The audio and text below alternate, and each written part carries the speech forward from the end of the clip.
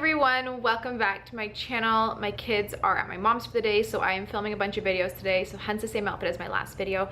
But today I'm going to talk about probiotics. So I got so many questions on how to know what the best strains are, how to know how much to take, when should you take them, how much should you give to your kids, etc. So I'm going to hopefully clear all that up in this video. I'm going to try and make this video really quick for you guys so you don't have to sit through a lot of chattiness. But yeah, let's just get into the video. The first thing is you want to address what your problem is. So do you have severe candida and parasitic overgrowth? Do you have some type of like IBS or Crohn's? Do you have a type of chronic disease? What is your problem? And until you address that, you won't really know which type of probiotics to take and how much you should be taking. So if you have something chronic or severe like bad candida overgrowth, lots of parasites, some type of like IBS or leaky gut or anything like that, psoriasis, eczema, those are all signs that you need a lot of support in terms of your gut health and your microbiome. So when you are suffering with something severe like that, you want to really flood your system with good probiotics. So you want to initially, if this is your first time cleansing and first time adding probiotics and stuff in, you want to look into taking anywhere between 200 to 500 billion a day. So it is a very high dose. But if you have taken antibiotics ever in your lifetime, and even just once, but most people take it much more than that, if you had vaccines, anything like that, and you have not taken probiotics, like repopulate your gut with probiotics, or if you are very stressed all the time or you eat a really bad diet, those are all big reasons why you need to repopulate your gut, because that means you probably don't have much left in there in your gut. Also, if you're born cesarean versus vaginally, that is a good sign that you also need to take more probiotics, because normally when babies are born vaginally, they're getting a lot of the mother's microbiome on their way out, provided the mother has a good amount of good bacteria. But if you're born C-section, you don't get that, so you're already starting off your life with like a little bit of a weaker microbiome. So it doesn't hurt. Everyone should be supplementing with probiotics, but the most critical time to be supplementing is when you have eczema, or for me, like psoriasis. That's why I'm so red. Things like that. So yeah, you want to look for something very potent. Now, that being said, you don't want to take it all at once. I'm going to explain how to take it at the end of this video, but definitely 200 to 500 billion initially, maybe for a month or two, and then you can taper it back. And once you notice that your symptoms are going down and you're clearing up and you're feeling better, you could start taking about 50 billion a day. I wouldn't go lower than that, especially if you have a chronic illness. I would definitely go 50 or higher every single day. Also, if you are eating a ton of different fermented foods and like kombuchas and kimchis and sauerkraut, fermented carrots, things like that, you can probably take maybe 20 billion or 30 billion alongside your fermented food a day. If you have, if you've been eating super healthy, you've been working on your stress levels, you've been taking probiotics for a little while, you just want to know how much to take to kind of, maintain, then you're probably good with about 20 billion a day. 15 to 20 billion, that's not bad at all. But like I said, if you have something more chronic, you want to be taking definitely like a much higher dose, at least initially. And then if you are a baby, like a brand new baby, maybe under a couple months old or under, you could do maybe 1 to 2 billion a day. Again, split it up like 1 billion in the morning, 1 billion at night. I'll tell you how to take it a little bit later. If your child is about a year old, you can maybe do around 5 to 10 billion depending on the child. If your child has autism, then you could definitely go higher. That means that they would need a lot more probiotics. So I would go maybe even 20 billion or higher, but you would want to consult with your doctor, because too many probiotics can cause, especially like if your body's not used to it, it can cause diarrhea and stuff. So you want to be careful.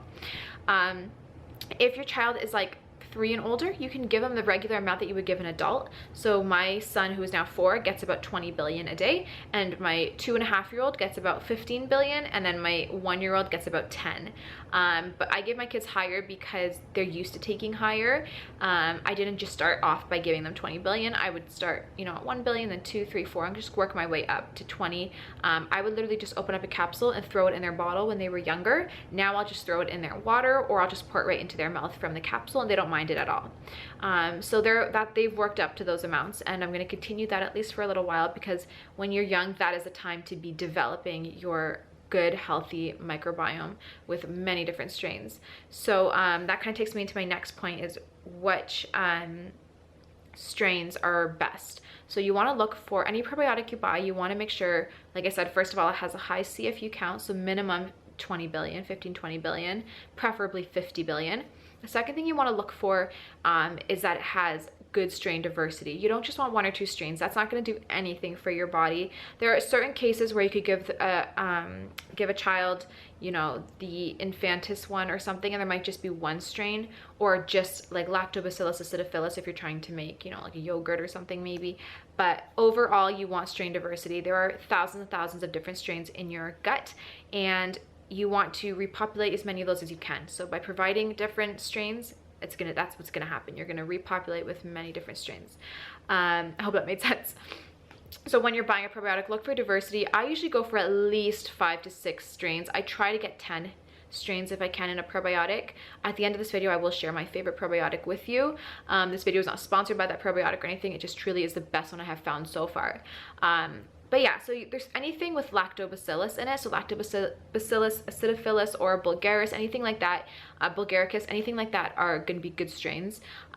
Anything with bifidobacterium or bifidobacterium in it, or bacillus, those are also good. Bacillus coagulans, bacillus subtilis, those are your soil-based or spore-based probiotics. So if you were to go outside and grab a handful of dirt that's been like good quality dirt, like composting dirt or something, not just like cheap, you know, like clay or something. If you're getting a good quality dirt, there should be lots of those soil-based organisms in there. Those ones have tough endospores, so you want to make sure you're getting some of those in your probiotic, because they have tough endospores. They guarantee will make it through the stomach acidity into your intestines where you want them. So and they also repopulate much faster than other ones, so that is a good thing. If you have really bad gut health, you want something that's going to repopulate quickly. So your bacillus subtilis, bacillus coagulans, those are going to be some good ones to make sure you're getting in your probiotic. But like I said, as many strains as possible. Also, you want to be careful. Some companies will throw in Saccharomyces, which is a yeast, in their probiotics, and you want to be careful. If you have candida overgrowth, that can, if you take a yeast, it can make your overgrowth worse, in the sense, not that yeast is going to feed it or anything like that, but yeast does require causes a little bit more dampness. It requires a little bit more damp environment to live in, and if you have that overgrowth already and you already have that damp environment, it's going to just make that environment that much better for the candida to thrive in. So a lot of people are really sensitive to yeast, especially if you have overgrowth, so you might just want to stay away from anything that contains yeast, except for Saccharomyces boulardii. That specific strain actually helps to fight candida, so that one, if you see in a probiotic, is okay, it's good to have. But any other Saccharomyces or type of yeast, you want to just stay away from. Even like baker's yeast at this point, if you have candida, just stay away from anything like that. So so far you want to look for high CFU count. You also want to look for strain diversity with lactobacillus, bifidobacterium in it, and bacillus. And then from there, you want to look for the next thing, that it contains prebiotics. So a lot of companies, because this is the cheapest way, they want to give you the prebiotics, but they do it with fructooligosaccharides. So fructooligosaccharides, or FOS, is a form of sugar. It's just readily available for the probiotics to feed off of when you take this probiotic. So yes, you want to be feeding your probiotics, but the problem is that most people have a microbiome imbalance. They have more bad than good, more candida and parasites than they do good bacteria, and these fructooligosaccharides are going to be feeding the candida because they are a form of sugar. So a lot of people who are going to be taking these probiotics might actually get worse, and they might not know why, and they might not think it's because of the probiotic, but definitely I would stay away regardless from FOS and a probiotic, and look for something that's a little bit more rare and harder to find, but definitely much better. If you really want a prebiotic in your probiotic together, look for something that has like Jerusalem artichoke powder or jicama powder. Some people have like chicory root, if that's how you say it, or inulin, something like that, but you definitely want to stay away from FOS if you can. My best recommendation is just take a probiotic on its own and eat some raw jicama or Jerusalem artichokes or coconut. That's a great prebiotic instead. That's just my personal opinion, but yeah, again, these are just like tips, but definitely stay away from FOS if you can, because it will feed your candida if you have it, and most people do. So keep that in mind. And then one thing, motorcycle or something.